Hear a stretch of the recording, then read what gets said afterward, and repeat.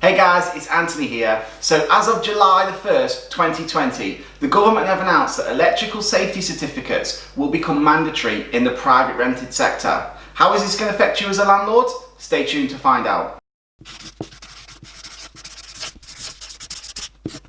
The majority of landlords in England are committed to providing good quality homes that are both safe and secure. But nevertheless, as of the 1st of July 2020, the government is announcing new electrical safety regulations that are put into place to protect both the tenants and landlords. And they're also legalising the documents that need to be handed out and who they need to be handed to. So today we brought on the show Izak Reid, long-term friend of mine and a qualified electrician, who's going to be talking to us today about the EICR certificates and how this affects you as a landlord. So thanks for coming, Izak. Do you want to tell us a little bit about yourself? Yeah, started out really from a sporting background, got into electrics and been qualified since 2015, doing it from domestic to commercial, worked with quite a few mainstream builders, Persimmon, David Wilson, Barrett's to name a few, and yeah, like I say, that's pretty much me in a nutshell. So it's pretty fair to say that you've seen quite a lot in electrics going on. You've seen the standards of wires changing, you know, the regulations changing. So yeah, all this is pretty standard to you going forward. Yeah, I mean, obviously learning about electrics, so we were told obviously with your 17th edition, obviously now into the 18th edition, it was a case of sometimes it might be something as small as a sentence, but obviously the regulations are always improving for that reason. So can you tell us, what is an EICR certificate? An EICR is an electrical installation condition report which has an in-depth look into electrical systems installation. This report checks the competency in 3 different categories: C1, C2 and C3. Can you explain these 3 categories to me? C1 is basically of danger, which will need urgent attention. So anything from an exposed cable or something like that, basically, to give you an idea. C2 would still pose a danger, but not as high a risk, if you like, where you'd still require urgent attention. C3 basically means there is no danger but might need for improvement. So for example, we've gone from the 17th edition over to now the 18th edition, so it might be anything colour coding a strapper on a switch or anything like that. So these kind of EICR reports then, how much are landlords expecting that these are going to cost them? So within the industry, you're roughly looking at about £125 for a 1-bedroom property. Each room will incur a cost of £25. So for example, if you had a 3-bedroom property, you'd be looking at £175. What are my responsibilities as a landlord in England? The electrical safety standards in the private rented sector places a continuous duty on landlords in England to maintain their property for electrical safety and standards, and have evidence of this. So this means that properties must meet the 18th edition of the wiring regulations and have a report that would show this. So if I've got a property that was deemed safe under an inspection on the previous wiring regulations, does that mean I now need to get an EICR or perform work on the property to bring it up to the 18th edition standards? So basically what the government is saying regarding the EICRs performed prior to the 18th edition but less than 5 years old, this will be considered valid for the purpose of this regulation.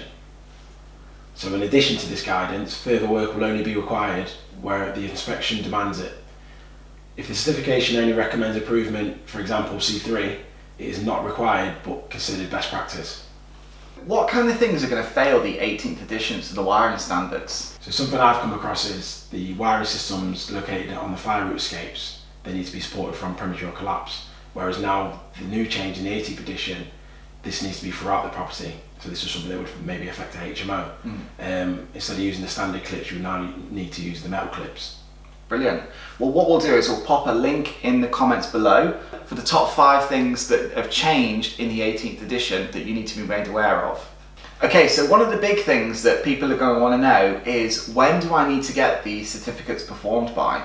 So if you're renting out a property in England and the tenancy was entered into or after the regulations came into force, which was the 1st of June 2020, then from the 1st of July 2020 you'll be required to have an electrical inspection and a report on the condition of the property. So this includes tenancy renewals from this date. For pre-existing tenancies, you'll need to have an EICR performed on all existing tenancies before 1st of April 2021. So there's a lot of regulations around these EICR certificates and who they must be given to and when. So all tenants, before they occupy the property, now have to be given a copy of this certificate before moving into the property.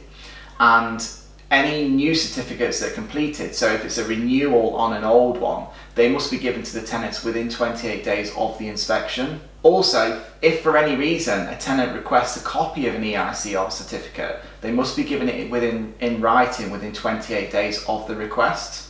And local authorities now, if they request one, they must be given one within 7 days. And finally, it's my understanding that any prospective tenants that are looking to rent your property out can also request one, and they must be given one within 28 days of their request as well. And these renewals, like you've said, every EICR certificate now needs to be replaced within 5 years of its completion. So that's what happens to the EICR certificate once it's been created. But what happens if one's been done and it presents a potential risk to the electrical safety standards of the property? So if there's a potential breach in the electrical safety standards, then work will have to be carried out within the next 28 days by a qualified electrician. Then a copy would then have to be given to the authorities as well as the tenant. And then if any further investigative work needs to be taking place, then again the same steps would need to be followed. So there's quite a lot of enforcement action that can be taken if landlords don't adhere to these new regulations. So local authorities can actually fine landlords up to £30,000 if they're not adhering to these regulations. Along with, if they find out that there's work that needs doing on the property because it breaches the regulations, they can issue letters asking landlords to complete this work within 28 days of the notice period. And finally, if a local authority's informed of work that needs completed or a breach by the landlord and the landlord isn't completing this, the local authority will actually have the power to contact tenants, go into the property, complete the work, and then subsequently bill the landlord for this work as well. So meaning obviously quite a lot of extra costs for themselves. So Isaac, thank you so much for coming to speak to us today about the new electrical safety standards. It's been really useful. No problem, thanks for having me. And guys, if you've got any questions about the electrical safety standards, please drop them in the comments below and we'll get Isaac to answer as many questions as we can for you. Hope you've enjoyed the video, guys. Make sure you hit that subscribe button and we'll do some more videos like this. See you again next time.